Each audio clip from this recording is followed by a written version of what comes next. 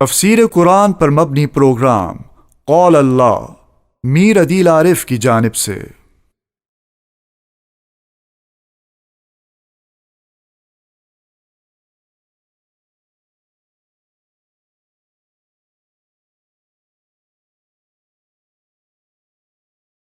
بسم اللہ الرحمن الرحیم۔ پروگرام قال اللہ میں آج ہم انشاءاللہ سورہ مائدہ کا 12واں رکوع ترجمے اور تفسیر کے ساتھ پڑھیں گے۔ سب سے پہلے اس 12ویں رکوع کا لفظی ترجمہ، اس کے بعد اس کی مختصر جیسی تشریح اور تفسیر ہوگی۔ اعوذ باللہ من الشیطان الرجیم، بسم اللہ الرحمن الرحیم۔ یا ایہا الذین آمنوا، اے ایمان والو، لا تحرموا طیباتی، حرام مت کرو پاکیزہ چیزوں کو، ما احل اللہ لکم، جو اللہ نے حلال کی تمہارے لیے، ولا تعتدوا، اور نہ حد سے تجاوز کرو، ان اللہ لا يحب المعتدین، بے شک اللہ تعالیٰ پسند نہیں فرماتے ہیں حد سے تجاوز کرنے والوں کو۔ وَكُلُوا مِمَّا رَزَقَكُمُ اللَّهُ، اور کھاؤ اس میں سے جو اللہ نے تم کو رزق دیا ہے، حلالا طیبا، حلال رزق، پاکیزہ رزق، واتقوا اللہ، اور اللہ سے ڈرو، الذی انتم بہ مؤمنون، وہ اللہ جس پر تم ایمان رکھتے ہو۔ لا یؤاخذکم اللہ باللغو، اللہ تعالیٰ مواخذہ نہیں فرماتے، گرفت نہیں فرماتے ہیں تمہاری باللغو فی ایمانکم، تمہاری ایسی قسموں پر جو لغو ہو، فضول ہو۔ ولیکن یؤاخذکم، لیکن اللہ تعالیٰ تمہاری گرفت فرماتے ہیں، بما عقدتم الایمان، تمہاری ان قسموں پر جو مضبوط کی گئی ہو۔ فکفارتہ، ایسی قسموں کا کفارہ، اطعام 10 مساکین، 10 مسکینوں کو کھانا کھلانا ہے، من اوسط ما تطعمون اہلیکم، درمیانے درجے کا کھانا جو تم اپنے گھر والوں کو کھلاتے ہو، او کسوتہم، یا کپڑے دینا ہے، او تحریر رقبہ، یا گردن کا آزاد کرنا ہے۔ فمن لم یجد، جو نہ پائے ان میں سے کچھ، فصیام 3 ایام، پس وہ روزے رکھے 3 دن۔ ذالک کفارۃ ایمانکم، یہ تمہاری قسموں کا کفارہ ہے، اذا حلفتم، جب تم قسم کھاؤ۔ واحفظوا ایمانکم، اور اپنے قسموں کی حفاظت کرو۔ کذالک یبین اللہ لکم آیاتہ، اسی طرح اللہ بیان فرماتے ہیں تمہارے سامنے اپنی آیتیں، لعلکم تشکرون، تاکہ تم شکر گزاری کرو۔ یا ایھا الذین آمنوا، اے ایمان والو، انما الخمر، بے شک شراب، والمیسر، اور جوا، والانصاب، اور بت، والازلام، اور فال نکالنے والے تیر، رجسن، یہ سب گندگی ہے، من عمل الشیطان، شیطان کے کام ہیں، فاجتنبوہ، اس سے اجتناب کرو، لعلکم تفلحون، شاید کہ تم فلاح پاؤ۔ انما یرید الشیطان، شیطان چاہتا ہے، ان یوقع بینکم العداوۃ، کہ ڈال دے تمہارے درمیان دشمنی، والبغضاء، اور بغض، فی الخمر والمیسر، شراب اور جوئے کے ذریعے سے، ویصدکم عن ذکر اللہ، اور تمہیں روک دے اللہ کے ذکر سے، وعن الصلاۃ، اور نماز سے۔ فہل انتم منتہون، تو کیا تم اب باز آتے ہو؟ واطیعوا اللہ واطیعوا الرسول، اور اطاعت کرو اللہ کی اور اطاعت کرو رسول کی، واحذروا، اور ڈرتے رہو۔ فإن تولیتم، پس اگر تم روگردانی کرو، فاعلموا، جان لو، انما علی رسولنا، بے شک ہمارے رسول پر، البلاغ المبین، بات کا پہنچا دینا ہے واضح انداز سے کھول کر۔ لیس علی الذین آمنوا وعملوا الصالحات جناح، نہیں ہے کوئی گناہ ان لوگوں پر جو ایمان لائے اور عمل صالح کی، فیما طعموا، اس چیز میں جو انہوں نے کھائی ہے، اذا ما اتقوا، جب وہ ڈرتے رہے، وآمنوا وعملوا الصالحات، اور ایمان لائے اور عمل صالح کیا، ثم اتقوا، پھر ڈرتے رہے، بچتے رہے، پرہیز کرتے رہے، وآمنوا، اور ایمان لائے، ثم اتقوا، پھر پرہیز کرتے رہے، واحسنوا، اور نیکی کا کام کرتے رہے، واللہ یحب المحسنین، اور اللہ تعالیٰ محبت فرماتے ہیں نیکی کا کام کرنے والوں سے۔ یہاں پر سورہ مائدہ کا 12واں رکوع مکمل ہوا۔ اس رکوع سے پہلے رکوع کے اندر اللہ سبحانہ و تعالیٰ نے اہل کتاب میں سے عیسائیوں کی تعریف فرمائی تھی، اور فرمایا کہ یہ ایسے لوگ ہیں کہ ان میں جب یہ لوگ قرآن سنتے ہیں اور نبی اکرم صلی اللہ علیہ وسلم پر نازل شدہ وحی کو سنتے ہیں، تو ان کے دل جو ہے نرم ہیں، اور یہ رونے لگتے ہیں اور آپ علیہ السلام پر ایمان لے کر آتے ہیں۔ اس لیے وجہ یہ فرمائی کہ اس میں درویش موجود ہے، اس میں علماء موجود ہیں، صلحاء موجود ہیں، اس وجہ سے ان کی ایک اچھی خاصی تعداد جو ہے وہ اسلام میں داخل ہو رہی ہے۔ اب یہاں پر ایک بات ذہن میں آ رہی تھی کہ یہ جو درویش ہیں ان کے عیسائیوں کے اور ان کے جو راہب ہیں اور ان کے جو عبادت گزار ہیں، ان کی عبادت کا ایک طریقہ یہ ہوتا ہے کہ اللہ تعالیٰ کی بہت ساری حلال چیزوں کو اپنے نفس کے اوپر حرام کر دیتے ہیں، اپنے آپ کو ایذا اور تکلیف دینے کے لیے دنیا کی لذتوں سے کنارہ کشی کر لیتے ہیں۔ تو جب اللہ تعالیٰ نے ان راہبوں کی تعریف کی اور ان کے درویشوں کی تعریف کی، تو اب یہ سوال ذہن میں آتا ہے کہ ان کا جو یہ عمل تھا، یہ عمل کیسا ہے؟ یہ عمل بھی پھر اچھا ہوگا جب یہ لوگ قابل ستائش اور قابل تعریف ہیں،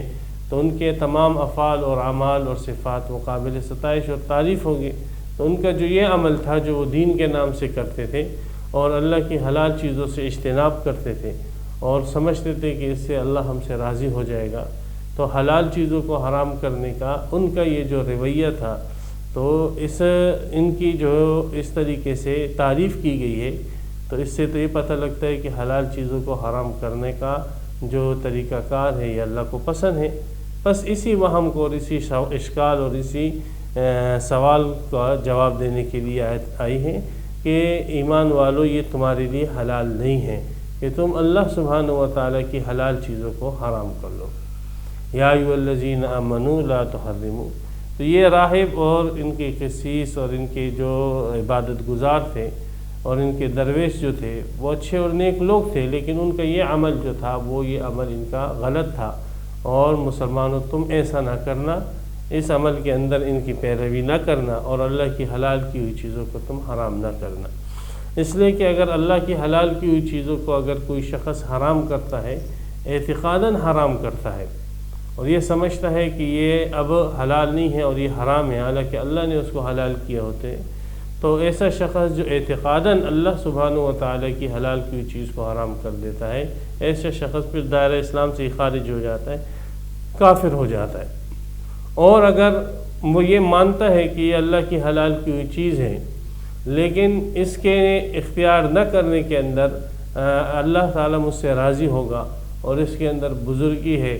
اور ان جو حلال چیزیں ہیں مثلاً چائے ہو گئی اور مثلاً جو ہے پانی ہو گیا، مثلاً دیگر جو چیزیں ہیں حلال، اب وہ کہتا ہے کہ ان چیزوں سے اجتناب کرنے میں اللہ مجھ سے راضی ہوگا، اور وہ حلال چیزوں سے اجتناب کرتا ہے، اس نیت سے اجتناب کرتا ہے کہ ان کو حلال سمجھتا ہے، حرام نہیں سمجھتا، لیکن اس کے اختیار نہ کرنے کو اللہ کی رضا اور قرب کا ذریعہ سمجھتا ہے، تو یاد رکھیں کہ ایسا شخص پھر بدعتی ہے اور ایسا شخص رہبانیت کے اندر مبتلا ہے، اور اسلام میں اس بات کی بھی اجازت نہیں ہے کہ آپ اللہ تبارک و تعالیٰ کی حلال کی ہوئی چیز کو اس ارادے سے چھوڑ دو کہ ہم نے جب اس کو استعمال کرنا چھوڑ دیا حلال چیز کو تو اللہ ہم سے راضی ہو جائے گا، اس ارادے سے جو ہے آپ حلال چیز کو استعمال کرنا چھوڑتے ہو تو یہ جائز نہیں ہے، اگرچہ اس سے انسان کافر نہیں ہوگا، انسان بدعتی ہو جائے گا، یہ بھی گمراہی کی قسم ہے۔ نمبر 3، ایک حلال چیز کو آپ جو ہے حرام نہیں کرتے ہو، اس کو حلال ہی سمجھتے ہو، لیکن پرہیز کے طور پر اس حلال چیز سے آپ اجتناب کرتے ہو، مثلا آپ کو شوگر ہے اور آپ چینی سے اجتناب کر رہے ہو، یا آپ کو بلڈ پریشر ہے اور آپ گوشت سے اجتناب کر رہے ہو، یا دیگر جو ہے کھانے پینے کی چیزیں ان سے آپ جو ہے اپنے جسم کی حفاظت کے طور پر جو ہے کھانے پینے کی چیزوں سے آپ اپنے آپ کو بچاتے ہو، یا آپ جو ہے اپنی روحانیت کو بچانے کی کوشش کرتے ہو کہ مثال کے طور پہ اگر میں نے ایسی چیز کھا لی تو اس سے میری روحانیت جو ہے وہ متاثر ہو جائے گی، مثال کے طور پہ آپ نے گوشت کھا لیا تو آپ کے اب غیر شادی شدہ ہیں اور آپ کے اندر پھر جذبات آ جائیں گے، مچھلی کا گوشت کھا لیا آپ غیر شادی شدہ ہیں تو اس میں پھر شہوانی جذبات کا غلبہ ہو جائے گا، تو آپ جو ہے اپنے اس روحانیت کو باقی برقرار رکھنے کے لیے ان حلال چیزوں کو حلال سمجھتے ہوئے بطور پرہیز اور علاج ان سے اجتناب کرتے ہو، تو اس میں کوئی مذائقے کی بات نہیں ہے۔ اگر بطور پرہیز اور علاج آپ جو ہے ان حلال چیزوں سے اجتناب کرتے ہو، خواہ وہ پرہیز جسم کے حفاظت کے لیے ہے یا وہ پرہیز اپنی روحانیت کے حفاظت کے لیے ہے، اس کے تحفظ کے لیے اگر آپ ایک حلال چیز سے اجتناب کرتے ہو اور اس کو حلال ہی سمجھتے ہو، اور باقی سب کے لیے حلال سمجھتے ہو، اپنے لیے صرف اس پرہیز کی وجہ سے آپ اجتناب کرتے ہو، تو اس میں پھر کوئی حرج کی بات نہیں ہے، یہ جائز ہے۔ پرہیز جو ہے نبی اکرم صلی اللہ علیہ وسلم نے حضرت علی رضی اللہ تعالیٰ عنہ جب کھجور کھا رہے تھے، بیمار تھے، تو آپ علیہ السلام نے ان سے کہا کہ علی یہ کھجور مت کھاؤ، یہ آپ کے لیے، آپ بیمار ہو، آپ کا معدہ اس کو ہضم نہیں کرے گا، اس سے پرہیز کریں۔ اور بھی اس کی قسم کی روایتیں کافی ہیں۔ تو بہرحال اس طریقے سے اگر کوئی کرتا ہے، یہ تیسری صورت ہے، تو یہ جائز ہے، اس میں کوئی حرج نہیں۔ چوتھی صورت کہ آپ ایک چیز کو حلال ہی سمجھتے ہو لیکن آپ قسم کے ذریعے سے اس کو اپنے اوپر حرام کر دیتے ہو۔ ناراضگی ہو گئی گھر والوں سے، آپ نے قسم کھا لی، خدا کی قسم میں چائے نہیں پیوں گا، آپ یہ سمجھتے ہو کہ چائے حلال ہے لیکن قسم کے ذریعے وقتی طور پر آپ نے اس کو حرام اپنے اوپر کر دیا ہے، تو اگر آپ یہ سمجھتے ہو کہ اس قسم کو پورا کرنے میں آپ کی دین یا دنیا کا فائدہ ہے تو اس قسم کو پورا کریں، اور اگر اس میں نقصان ہے دین یا دنیا کا تو آپ علیہ السلام کا حکم ہے کہ پھر اس قسم کو توڑ کر اس کا کفارہ ادا کریں۔ ہر چیز کو حرام کرتے ہیں، اعتقاداً اگر آپ حرام کرتے ہو تو اس سے انسان کافر ہو جاتا ہے، اور اگر آپ اس کو ثواب سمجھ کے آپ اس کو حلال کو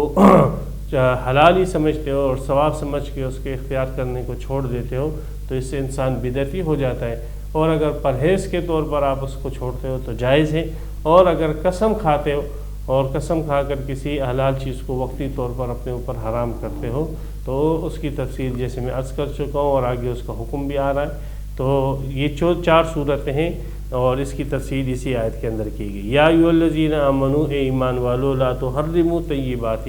حرام مت کرو پاکیزہ چیزوں کو، ما احل اللہ لکم، جو اللہ نے تمہارے لیے حلال کی ہے، ولا تعتدوا، اور حد سے تجاوز مت کرو۔ حد سے تجاوز کرنا یہی ہے کہ حلال چیزوں کو حرام کر دینا، یہ حد سے تجاوز کرنا ہے۔ اللہ تعالیٰ نے جب ایک چیز کو حلال کر دیا ہے تو آپ اپنے مصنوعی دین کے ذریعے سے، اپنے مصنوعی جو ہے تقوی کے ذریعے سے اس حلال چیز کو اگر حرام کرتے ہو تو آپ اللہ کی حدود سے آگے بڑھ رہے ہو۔ ان اللہ لا يحب المعتدین، تو اللہ تبارک و تعالیٰ آپ سے محبت نہیں فرمائے گے، اس لیے کہ ہے اللہ کی حدود سے آگے بڑھنے والوں سے اللہ محبت نہیں فرماتے۔ وَكُلُوا مِمَّا رَزَقَكُمُ اللَّهُ حَلَالًا طَيِّبًا، اللہ نے جو آپ کو حلال پاکیزہ رزق دیا ہے اس میں سے کھاؤ، حلال سمجھ کے کھاؤ، اللہ کا شکر ادا کرو۔ وَاتَّقُوا اللَّهَ، اور اللہ سے ڈرتے رہو، کسی قسم کی نافرمانی اللہ کی نہ کرو۔ الَّذِي أَنْتُمْ بِهِ مُؤْمِنُونَ، وہ اللہ جس پر تم ایمان رکھتے ہو۔ لا يُؤَاخِذُكُمُ اللَّهُ بِاللَّغْوِ، قسم کے ذریعے سے اگر آپ اپنے اوپر کسی چیز کو حرام کرتے ہو تو قسم کی شریعت میں 3 قسمیں ہیں۔ پہلی قسم ہے یمین لغو۔ یمین لغو اس کو کہا جاتا ہے کہ انسان جو ہے وہ تکیہ کلام کے طور پر قسم کھاتا ہے، جیسے بعض علاقوں میں واللہ باللہ تاللہ، بس ان کا وہ ایک تکیہ کلام ہوتا ہے اور وہ اپنے ہر جملے کے شروع میں واللہ باللہ لگاتے ہیں، اور ان کا مقصود جو ہے قسم کھانا نہیں ہوتا۔ عرب کے اندر بھی یہ ہے اور پٹھانوں کے بعض علاقوں میں بھی ایسا تکیہ کلام ہے بعض لوگوں کا۔ تو اگر کوئی شخص اس تکیہ کلام کے طور پر الفاظ قسمیہ استعمال کرتا ہے تو یہ قسم شرعی قسم نہیں ہے، اس کو توڑنے کی وجہ سے اس کے اوپر کوئی کفارہ یا گناہ لازم نہیں ہوتا، یمین لغو ہے۔ اسی طرح یمین لغو کی ایک صورت یہ ہے کہ انسان اپنے گمان میں سچی قسم کھاتا ہے لیکن در حقیقت وہ جھوٹ ہوتی ہے۔ وہ مثلا انسان نے گمان کیا کہ زید جو ہے آ چکا ہے، اور اس نے دیکھا اس کی گاڑی کھڑی ہے اور دیگر جو اس کے چیزیں تھیں وہ موجود ہیں، تو اس نے قسم کھا کر کہا کہ خدا کی قسم زید آ چکا ہے، حالانکہ حقیقت میں زید نہیں آیا ہوا ہوتا ہے، لیکن اس کا ارادہ جو ہے جھوٹی قسم کھانے کا نہیں تھا، اس کا ارادہ سچی قسم کھانے کا تھا۔ تو ایسی قسموں کے اوپر بھی کوئی مواخذہ نہیں ہے، ایسی قسموں کے اوپر بھی کوئی گرفت نہیں ہے، یہ بھی یمین لغو کی ایک صورت ہے۔ دوسری قسم ہے یمین غموس۔ یمین غموس جھوٹی قسموں کو کہتے ہیں کہ ایک انسان کو معلوم ہے کہ یہ کام نہیں ہوا ہے یا یہ ہو چکا ہے، پھر اس کی مخالف جہت پر انسان قسم کھاتا ہے، اس کو معلوم ہے کہ زید نہیں آیا ہے، پھر جھوٹی قسم کھاتا ہے کہ اللہ کی قسم زید آ چکا ہے۔ ایسا شخص گناہ گار ہے، گناہ کبیرہ کا مرتکب ہے، ایسے شخص پر کوئی کفارہ نہیں ہے، ایسے شخص کے اوپر لازم ہے کہ وہ اللہ تعالیٰ سے توبہ کرے، استغفار کرے اور آئندہ اس قسم کے گناہ نہ کرنے کا جو ہے پختہ ارادہ اور عزم کرے۔ تیسری قسم یمین منعقدہ ہے۔ یہ ایسی قسم ہے کہ کسی کام کے کرنے یا نہ کرنے پر انسان قسم کھا لے کہ میں کام کروں گا، خدا کی قسم میں جو ہے کبھی نماز نہیں چھوڑوں گا، خدا کی قسم میں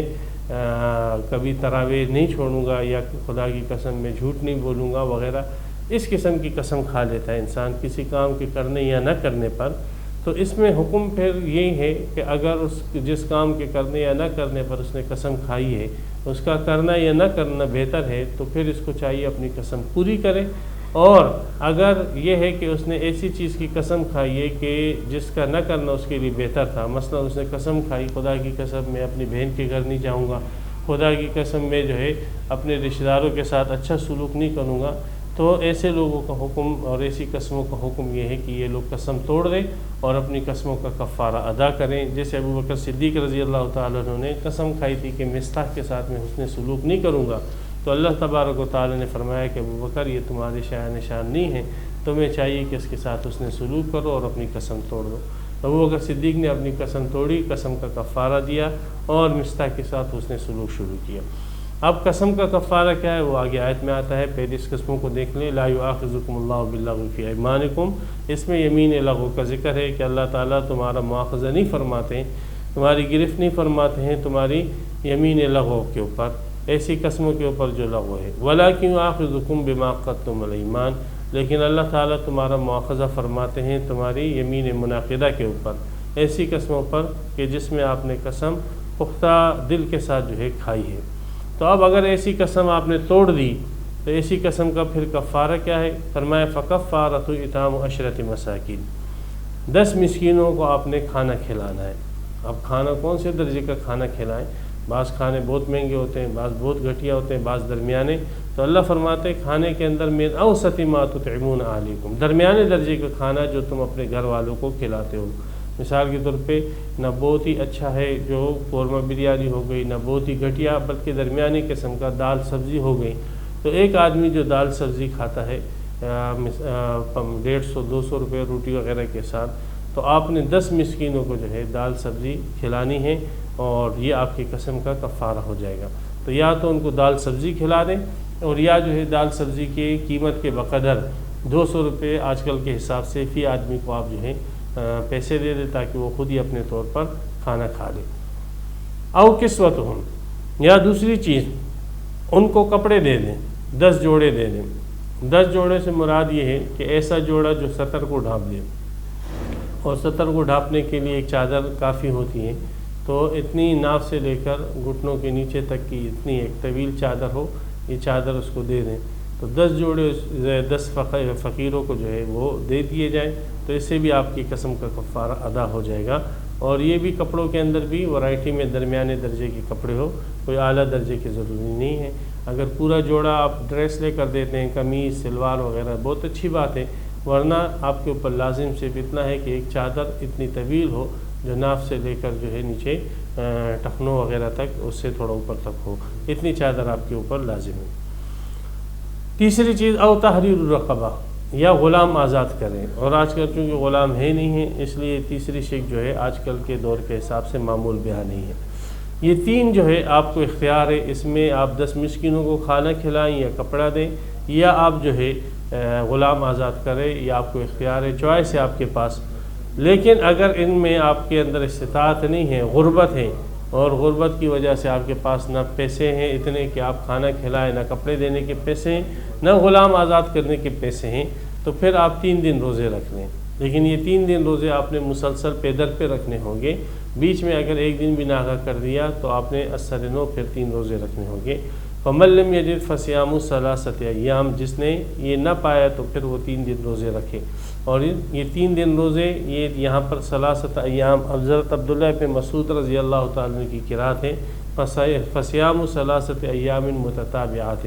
کہ 3 دن روزے رکھنے ہیں اور پے در پہ روزے رکھنے ہیں۔ اور اس قسم کی جو شاذ قراتیں ہوتی ہے وہ حدیث خبر واحد کے حکم میں ہوتی ہے، اور اس سے بھی حکم شرعی ثابت ہوتا ہے۔ لہذا 3 دن آپ نے روزے رکھنے ہیں اور پے در پہ روزے رکھنے ہیں، یہ آپ کی قسم کا کفارہ ہو جائے گا۔ ذالک کفارۃ ایمانکم، یہ تمہاری قسموں کا کفارہ ہو جائے گا۔ اذا حلفتم،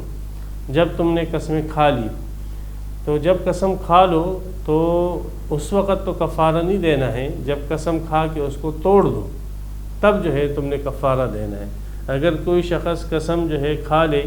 اور پھر کفارہ ادا کر دے اور پھر توڑ دے تو اس سے اس کا کفارہ ادا نہیں ہوگا، بلکہ ضروری یہ ہے کہ قسم کھائے، پھر قسم کو توڑے، پھر قسم کے توڑنے کے بعد پھر اس کو جو ہے اس کا کفارہ ادا کرے۔ نبی اکرم صلی اللہ علیہ وسلم کی حدیثوں میں اس کی وضاحت آئی ہے۔ بخاری مسلم سیاستہ کی حدیث ہیں کہ نبی اکرم صلی اللہ علیہ وسلم نے فرمایا کہ جو شخص کسی کام کے کرنے یا نہ کرنے پر قسم کھائے، پھر دیکھے کہ اس کا وہ مخالف پہلو بہتر ہے جس پر اس نے قسم کھایا ہے، تو وہ مخالف پہلو پہلے کرے، پھر اس کے بعد وہ کفارہ ادا کرے۔ اس حدیث میں وضاحت آ گئی کہ پہلے وہ قسم کو توڑے اور پھر قسم کے توڑنے کے بعد جو ہے وہ کفارہ ادا کرے۔ تو اذا حلفتم میں اختصار ہے یہاں پر کہ جب تم قسم کھا لو، اس لیے کہ اوپر وضاحت آ چکی ہے کہ اللہ تعالیٰ تمہارا مواخذہ فرمائیں گے اور تم پر کفارہ لازم کرے گے، تو کفارہ قسم کے توڑنے پر ہوتا ہے، نہ کہ قسم کے کھانے پر ہوتا ہے۔ تو اس لیے اذا حلفتم کے بعد قسم کے توڑنے کا آیت کے اندر صراحتاً ذکر نہیں ہے، اس لیے کہ قسم کے توڑنے کا مفہوم خود بخود اس سیاق سباق سے سمجھ میں آ رہا ہے۔ تو بہرحال واحفظوا ایمانکم، بہر صورت اپنی قسموں کو پورا کرو، اللہ کے نام کی قدر کرو، اللہ کے نام کا احترام کرو۔ قسم کو بلا ضرورت توڑنا گناہ کبیرہ ہے، انسان فاسق ہو جاتا ہے اور اللہ کے نام کی ناقدری کرنے والا ہوتا ہے۔ کذالک یبین اللہ لکم آیاتہ لعلکم تشکرون، اللہ اپنی آیتوں کی وضاحت ایسے ہی کرتے ہیں تاکہ تم اللہ کے شکر گزار بندے بن جاؤ۔ یا ایھا الذین آمنوا انما الخمر، ہاں اللہ نے جو چیزیں حلال کی ہے اس کو حرام نہ کرو، اور جو چیزیں اللہ نے حرام کی ان کو ہی حرام سمجھو نا۔ اللہ نے کیا چیز حرام کی ہے؟ اللہ نے انما الخمر، شراب حرام کی ہے، خمر شراب کو کہتے ہیں، اور اسی کے اندر داخل ہے ہر قسم کا مسکر اور نشہ آور مشروب۔ کل مسکر حرام، آپ علیہ السلام نے فرمایا کہ ہر نشہ آور چیز جو ہے وہ حرام ہے، وہ نشہ لانے والی چیز ہے،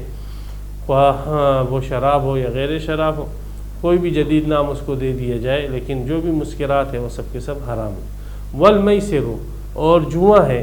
جوا میسر کہتے ہیں جوئے کو، جوا اس کو کہتے ہیں غیر یقینی ایک کیفیت ہوتی ہے کہ آپ بھی پیسے لگاتے ہو، دوسرا شخص بھی پیسہ لگاتا ہے، جیسے میچ کے اوپر لوگ پیسے لگاتے ہیں،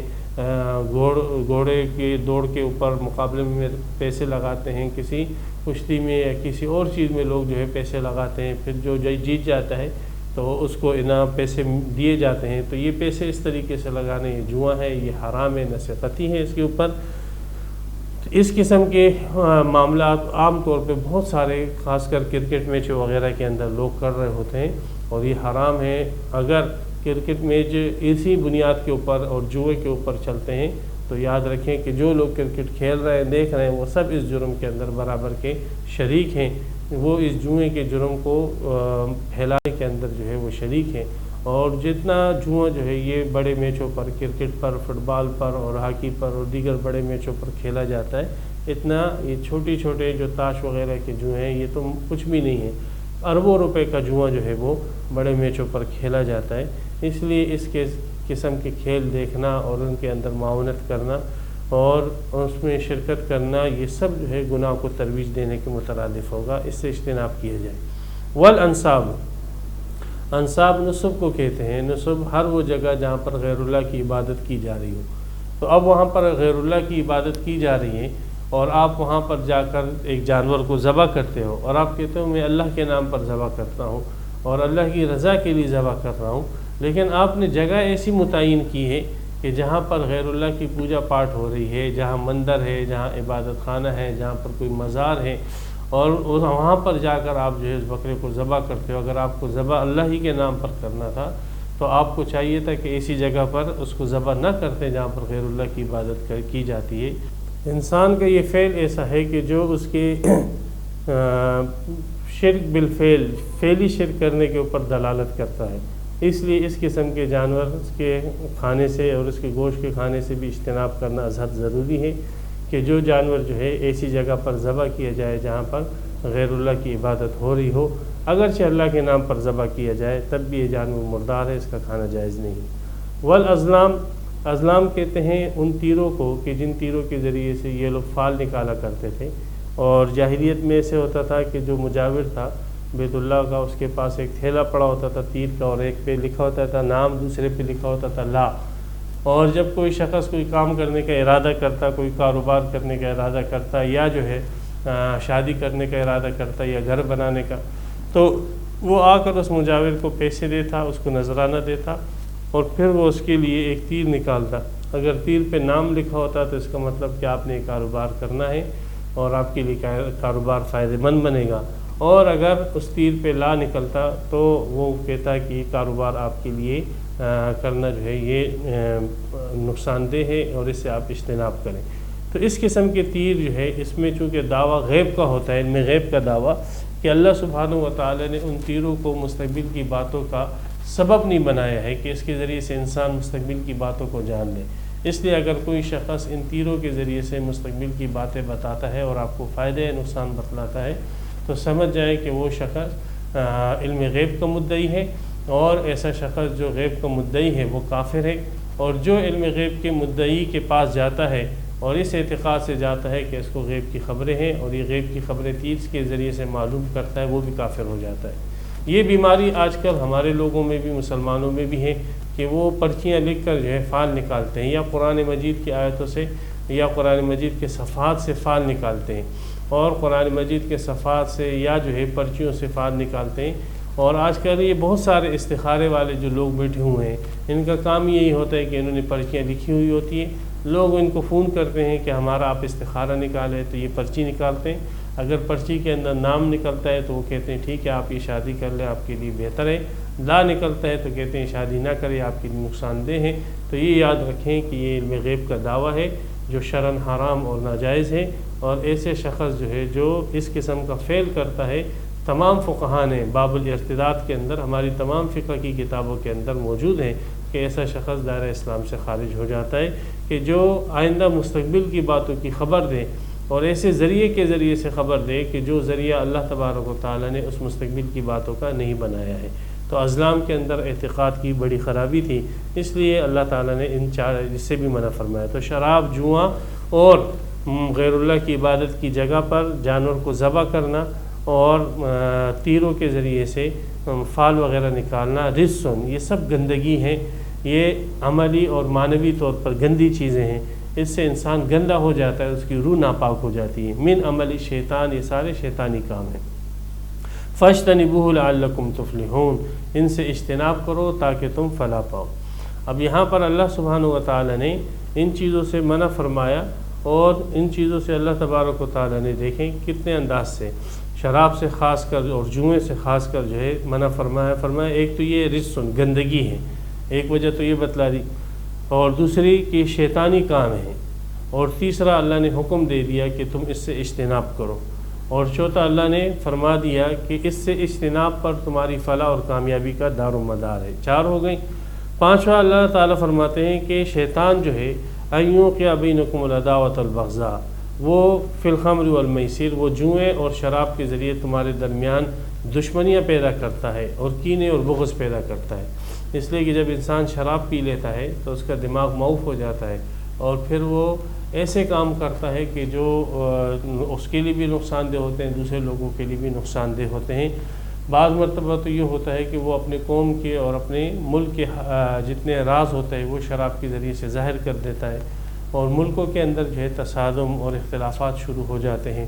افراد کے اندر جو ہے اختلافات اور تصادم شروع ہو جاتے ہیں۔ یہ حال جوئے کا ہے کہ جو شخص جوئے کے اندر پیسے ہار جاتا ہے تو اس کے دل میں کینہ اور بغض بھر جاتا ہے اس آدمی کا جو اس سے جیتتا ہے۔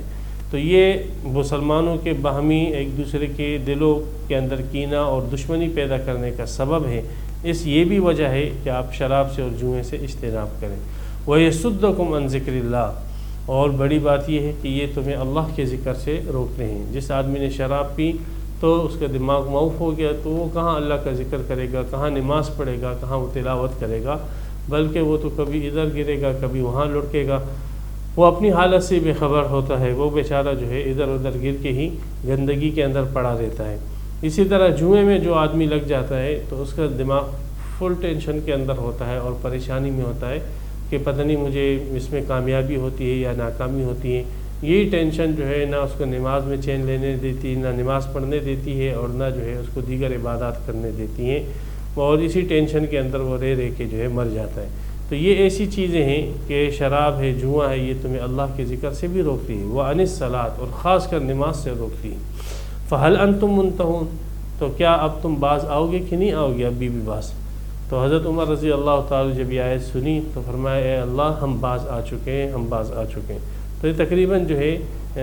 10 وجہ اللہ تعالیٰ نے شراب اور جوئے کے متعلق بتلا دی کہ 10 وجوہ کی بنیاد پر شراب اور جوا اور یہ فال نکالنا وغیرہ ایسی چیزیں ہیں کہ جس کو جو ہے تم ترک کر دو۔ وَأَطِیعُوا اللَّهَ وَأَطِیعُوا الرَّسُولَ، بلکہ اپنی زندگی کا ہدف ہی یہ بناؤ کہ ہر چیز میں اللہ کے حکموں کی اطاعت کرنا ہے، رسول کے حکموں کی اطاعت کرنا ہے، وَاحْذَرُوا اور مخالفت سے ڈرنا ہے، جو بھی انہوں نے حکم دیے ان کی مخالفت سے ڈرنا ہے۔ فَإِن تَوَلَّيْتُمْ، اگر تم زندگی کے اس نہج پہ نہیں آتے ہو اور ان سے روگردانی کرتے ہو تو اپنا ہی نقصان کرتے ہو۔ فَاعْلَمُوا أَنَّمَا عَلَىٰ رَسُولِنَا الْبَلَاغُ الْمُبِينُ، رسول کا کوئی نقصان نہیں ہے، اس لیے کہ رسول کا کام اور ان کے نائبین علماء کا کام اور اہل اللہ کا کام تو صرف بات کا پہنچا دینا ہے، باقی آپ نہیں مانتے ہو تو آپ کا اپنے ہی تاوان ہے۔ لَيْسَ عَلَى الَّذِينَ آمَنُوا وَعَمِلُوا الصَّالِحَاتِ جُنَاحٌ، بعض حضرات جو شراب پیا کرتے تھے اور اس وقت شراب حلال تھی، پھر بعد میں شراب جو ہے وہ حرام ہوئی ہے، تو وہ اسی حالت میں جو ہے وہ شراب پیتے پیتے دنیا سے چلے گئے اور شراب کی حرمت نازل نہیں ہوئی تھی، تو بعض اہل ایمان کو یہ جو ہے دل میں خلش پیدا ہوئی، کھٹکا پیدا ہوا کہ یہ لوگ جو ہے کیسے، ان کے ساتھ کیا معاملہ ہوگا جو شراب پیتے ہی پیتے دنیا سے چلے گئے، اور اس وقت اگرچہ شراب حرام نہیں تھی لیکن بہرحال انہوں نے ایک ایسا کام کیا جو بعد میں حرام ہوا ہے۔ اسی طریقے سے ہم جو شراب پیتے رہے اور شراب ہمارے جسم کا ایک حصہ بن چکا، ہمارے گوشت کا ایک حصہ بن چکا، تو ہمارا کیا ہوگا؟ تو آیا ہم لوگ جو ہے اب پاک ہو گئے کہ نہیں پاک ہو گئے؟ ہم ناپاک ہی رہے گے اس شراب کی وجہ سے۔ تو اللہ تبارک و تعالیٰ نے اس آیت میں اس کہ ان وہم کا ازالہ فرمایا اور فرمایا کہ جو لوگ جو ایمان اور عمل صالح والے تھے، لیس جناح، ان کے اوپر کوئی گناہ نہیں، فیما طعموا، جو انہوں نے کھایا پیا، اس لیے کہ جب انہوں نے کھایا پیا تھا اس وقت وہ چیز حلال تھی ان کے لیے، وہ شراب حلال تھی، تو حلال چیزیں ان کے جسم کا ایک حصہ بنا ہے اور حلال چیز کھاتے ہی کھاتے وہ دنیا سے گئے ہیں، اس لیے ان کے اوپر اس کے کھانے پینے میں کوئی گناہ نہیں ہے۔ اذا متقوا، ہاں جب وہ اور گناہ کے کاموں سے اپنے آپ کو بچا رہے ہو، جب اور نافرمانیوں سے اپنے آپ کو بچا رہے ہو اور حرام چیزوں سے اپنے آپ کو بچا رہے ہو۔ وآمنوا وعملوا الصالحات، پھر جب شراب حرام کر دی گئی تو یہ اس کے اوپر بھی ایمان لے آئے اور عمل صالح نے شروع کر دیا۔ ثم اتقوا، پھر یہ شراب پینے سے بھی بچنے لگے، اس لیے کہ اب شراب بھی حرام ہو گئی، پہلے شراب حرام نہیں تھی تو پی رہے، کوئی حرج نہیں ہے، دیگر حرام چیزوں سے بچ رہے تھے، پھر شراب حرام ہو گئی تو اب شراب سے بھی وہ اپنے آپ کو بچا رہے ہیں۔ وآمنوا، اور ایمان لائے، ثم اتقوا، پھر اللہ تعالیٰ سے تقوی اختیار کی اور مزید تقوی کے اندر آگے بڑھے اور جتنے بھی محرمات تھے، چھوٹے بڑے صغیرہ کبیرہ، ہر قسم کے گناہوں کو انہوں نے چھوڑا۔ وَأَحْسَنُوا، اور درجہ احسان پر فائز ہو گئے۔